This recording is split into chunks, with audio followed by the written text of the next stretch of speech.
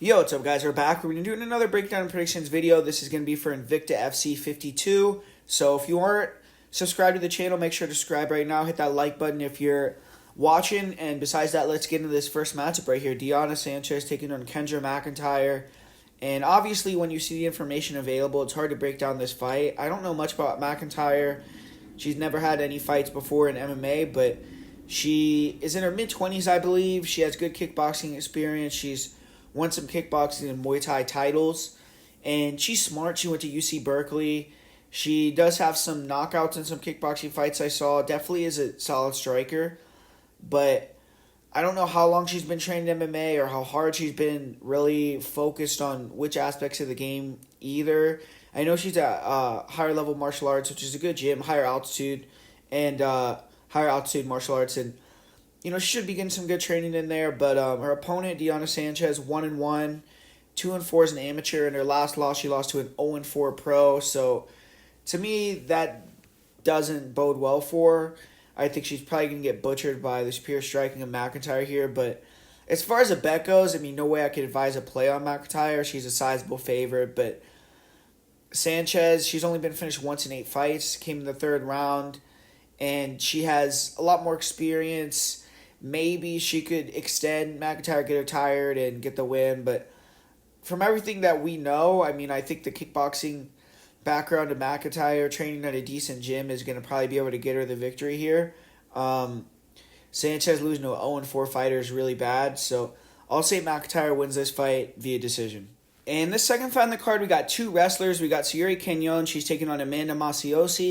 And with Siri Kenyon, she's making a return to MMA after nearly 3 years away. And she's one of the better female wrestlers who has competed in MMA in recent years. She's a Colombian World Team member. She is a former Pan Americans champion. And her wrestling is definitely high level.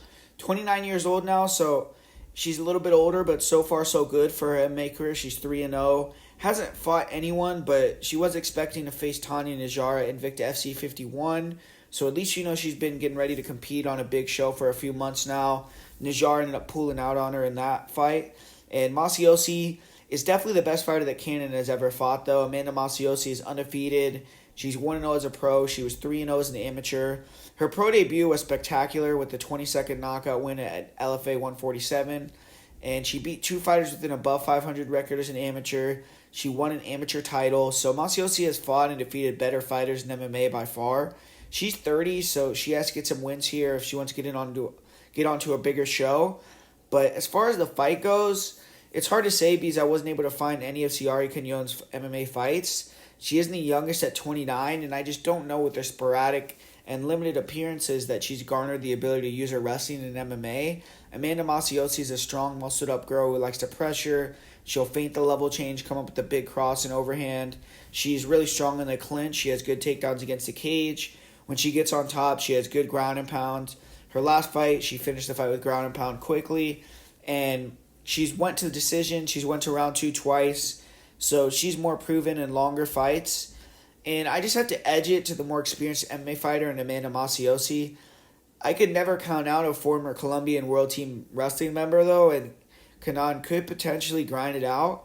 But I just feel like Amanda Machado, with her experience, with her being a decent wrestler, I think she'll probably be able to get the victory here. But this is another fight where I think it's dog or pass because of Kenyon's wrestling background and just because of the fact that Machado, she isn't that proven either. But as far as a pick goes, I'm going to pick Machado to win this fight by decision. And up next, we have an excellent matchup with Fatima Klein taking on Natasha Kazatini. And Fatima Klein, she's one of those fighters that just jumps through the screen. She has that it factor from the build-up to the walkout to the fight itself, the post-fight interview. Definitely has star potential, only 22 years old. And she just fought January 18th, so hopefully that signals that she's going to try to stay active, get a lot of fights in this year. And obviously at 22, Klein doesn't have to rush, but she went pro in May of 2021 and only has 3 fights so far because she's still been very active on the grappling circuit. And I think buckling down this year, focusing on MMA solely to try to make a run in the UFC would be smart for Klein because she's already very close in my opinion. Her last fight, she beat Laura Gallardo, who recently competed on The Ultimate Fighter. Now she's facing another really interesting test in the Russian-American top team trained fighter Natasha Kazatini. Natasha Kazatini is only 1-0 in MMA, but she's a former Olympian. She was an Olympic judoka, and she competed at both the 2012 and 2016 Olympics. In 2012, Kazatini did not medal, but she was able to win the bronze in 2016. And she continued to compete in judo till around 2019, it seems, and went on to do some other great things. She won the gold at the 2018 European Championships. She won silver at the World Championships in 2019. At 33 years old, she doesn't have time to mess around, so she wants to get into a big show. She has to beat a girl like Fatima Klein, and I think that this is a huge step up, and Klein is one of the best young prospects currently in this division, but this is the type of girl that Kazatini has to beat to get her name out there and potentially get signed to the UFC with not a lot of fights. Her last fight, she beat an 0-3 amateur, making their pro debut. So this is a gigantic step up in competition. And it's another fight where it's difficult to say with confidence who's going to be more effective. There's just not enough known about Kazatini. She looks very athletic, strong. Obviously, she's elite with her judo skills, but I just don't know anything outside of that. She got a very quick, fast submission victory in her first fight against someone that was inferior. And she's at the right gym to hone her skills, but we've yet to see her really in action throw strikes. We've yet to see her get hit. Her one fight so far, she took down her opponent, got an armbar really quickly. And Fatima Klein's a bad chick. I mean, that's not going to happen here. Klein's big. She's going to have the size advantage. Her striking is likely going to be superior. And she has very good jiu-jitsu skills, wrestling skills. And I think that she probably has some of the best pure jiu-jitsu skills of any 115er not in the UFC currently, and probably even in the UFC. She has one of the best jiu-jitsu acumens there is. And in this fight, I would assume maybe she wants to keep it standing early, test that striking Kazatini, see where she's at, and then if Kazatini has given her issues, then maybe she'll go to the grappling. But I think she's obviously has a lot more experience striking than Kazatini and could maybe use that to her advantage. And I'm going to pick Klein. Maybe Kazatini will go on to be an elite fighter right now. But right now, I just don't know. I think Klein is legit. She's proven enough to me to pick her pretty confidently. And I think that she'll win via finish. I don't know if it'll happen in the second or third, but I just don't trust Kazatini to be able to keep that pace for 15 minutes. She's never done it before. She's a little bit older. And I think Klein could hurt her on the feet and then get her to shoot a bad takedown or expose her back, which a lot of judokas tend to do. And then Klein could get that choke or Klein could get a TKO finish. So give me Fatima Klein in this one. And as far as a bet goes, I mean, you see the line has went down during the week, and it makes sense just because it was pretty inflated at one point over minus 600, and now it's at like a minus 500. When it did open, it opened at minus 300, so there was some money that initially came in on Klein, but since then, a little bit of money recently has come in on Kazatini. I think at minus 500, I still would favor Klein and put her in a parlay or something. I just don't have enough faith in Kazatini, but I think the over 1.5 rounds minus 135 is a decent bet there because Kazatini, you don't expect her to be a total pushover. She's athletic. She's a former Olympian. She trains in American top teams. So if she can make it over 1.5 rounds, then I think she'll get the win. And I find it unlikely that she'll finish Fatima Klein that quickly. So the over 1.5 would be the only bet that I would potentially target on this fight. Or if you want to parlay Klein, do it at your own peril. But I think she'll be able to probably get the victory. And this next fight, we got a bantamweight fight between Kaylee, Cutler, and Myra Cantario. And for Myra Cantario, she's been fighting for almost 8 years. Definitely has tested herself against great competition. When you look at Cantario's record, it isn't pretty, but she's fought a lot of stellar fighters. She has a draw with Amanda Lemos back in the day. She has a submission loss to Laura Procopio, who made it to the UFC. She has traveled and fought in some big promotions like Pancrase, the LFA. So she definitely is seasoned and ready to go for this first Invicta appearance. And she has lost 2 fights in a row, so she's going to have to bounce back here. And Kaylee Cutler, this is going to be a return to MMA after over 3.5 years away from action. Just like Myra Cantario, Cutler's been competing for a long time. She had her first MMA fight in 2012, went on to have a very successful amateur run going 8-1. And as a pro, she started off hot at 3-0, but since then has gone 4-6 and just hasn't looked great. And she's also fought great fighters, though. She has losses to former Invicta staples like Jessica Middleton, Alexa Connors. She also has losses against other notable names like Daniel Taylor, Jamie Colleen, Jesse Meal. And Cutler has tested herself in other combat sports. She's fought in Muay Thai. She just recently, her last fight was in BKFC. And in that fight, she fought Christine Ferreira. And if you know anything about BKFC, you know Christine Ferreira is the go to bare knuckle when it comes to females. So that was a tough fight. She lost that one. And at 32, Cutler is probably anticipating this is going to be her final run to see how far she could take it. She's teamed up with higher altitude martial arts, so she's training at elevation. She has some solid female training partners to work with. Style-wise, Myra Cantario is a well-rounded fighter. On the feet, she has pretty good footwork and counterpunching. She's improved her speed, and she's much more mobile in recent fights. She likes to look for the pull to or the check hook, and that's essentially what her game on the feet is. When fighters overextend or try to pressure, that's when she looks for the single or double legs, and her timing is good. And early when she's fresh, she can hit takedowns quite often. As fights go on, Cantario doesn't gas, but she doesn't have that same horsepower to finish her takedown. She'll get in deep, be stuffed in reverse, end up on bottom. And she slows down, and fighters can get in and pressure more, forces a panic wrestler, shoot bad takedowns. And off her back, she isn't the best. She can get held down, blanketed. And in terms of toughness, Cantario comes to fight and win. She went 5 rounds in her last fight, and I think she's going to try to implement a striking game plan here to stick and move on Cutler, catch her early. Cutler, her striking is pretty weak, but I think she does have an advantage if she can get into the top position. Kaylee Cutler's a wrestler, grappler. She has good timing on her level changes, nice trips. On the feet, from what I've seen, she's improved her distance control. She throws okay kicks on the outside and crosses, but she tends to stand tall and float her chin, and she can get clipped with big shots. In this fight, she's going to be at a big reach disadvantage, so that's the main thing I'm worried about with Cutler is being able to close that distance without getting clipped early when Cantario is fresh and at her best. If Cantario could touch her with a lot of shots, maybe she could overwhelm her and get her out of there, or she could just keep her at range and do damage. But Cutler's grappling is good when she gets on top. She has solid transitions. She has good ability to get to the mount, the back. She's good off her back also. Long arms. She's constantly throwing up arm bars. And if Cutler ends up on bottom, I think she could be in trouble. I think Cantario could maybe control her. And whoever gets on top in this fight is going to be the person winning, I believe. I think if Cutler can get on top, she'll do well. If Cantario can get on top, she'll do well. Striking, I favor Cantario. Cardio-wise, Cutler has good cardio. She's tough, scrappy, pushes a high pace. And this is a tough one. I mean, off the line, I'm going to go with Cutler. If it was closer, I definitely would go with Cantario. I think she's the more skilled fighter.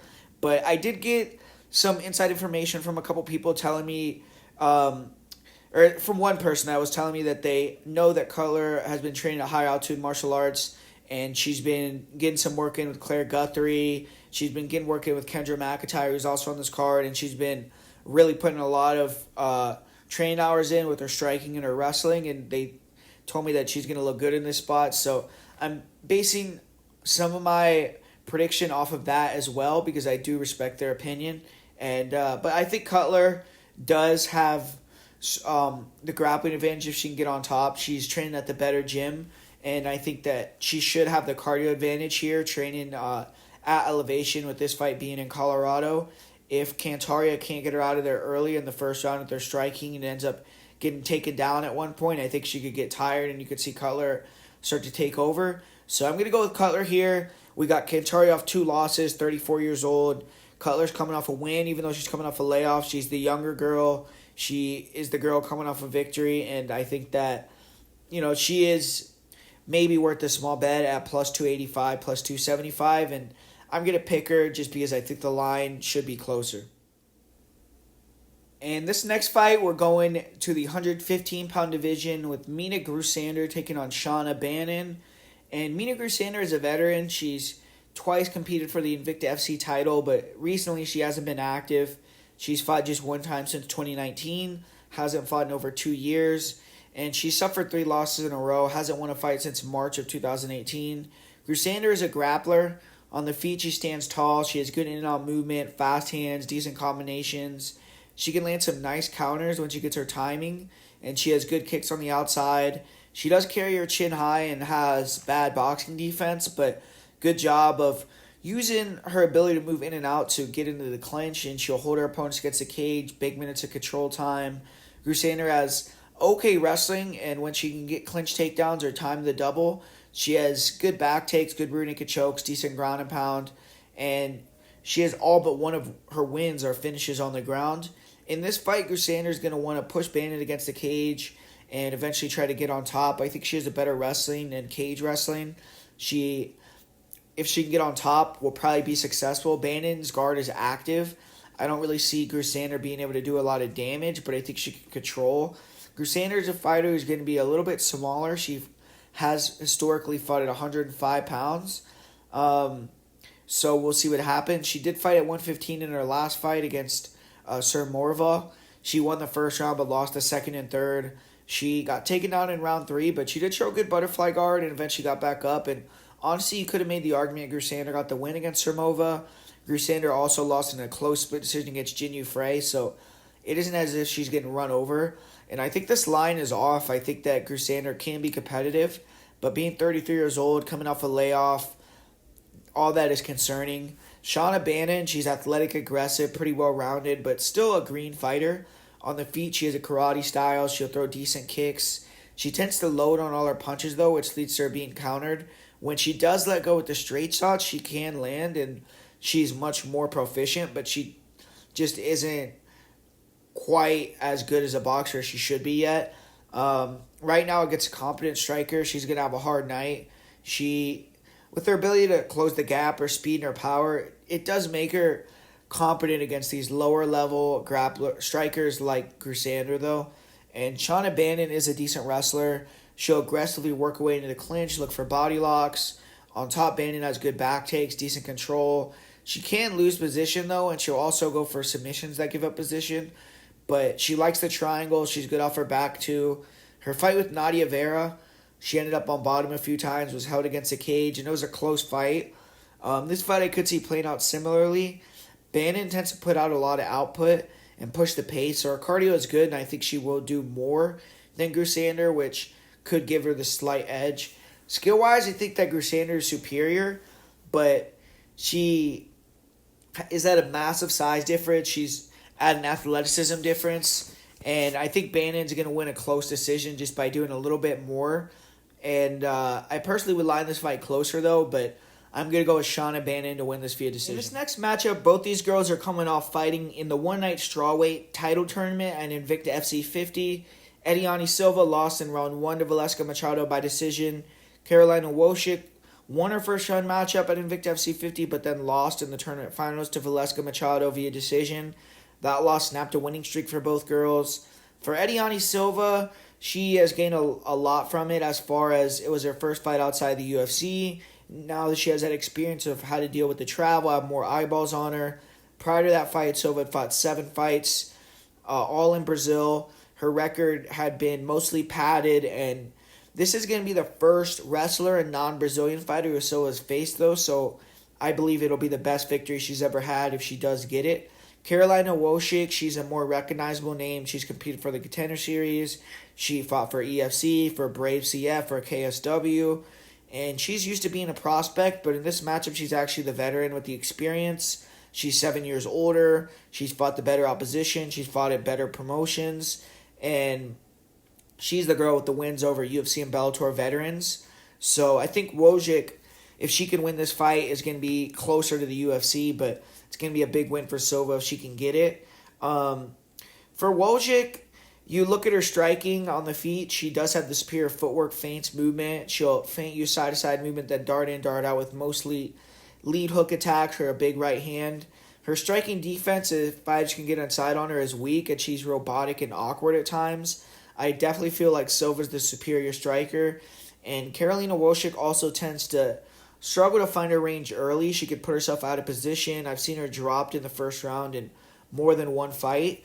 Eliana Silva primarily is a boxer. She'll walk her opponents down, look to work 3-2s, 2-3s. She'll try to land the big inside hook combos.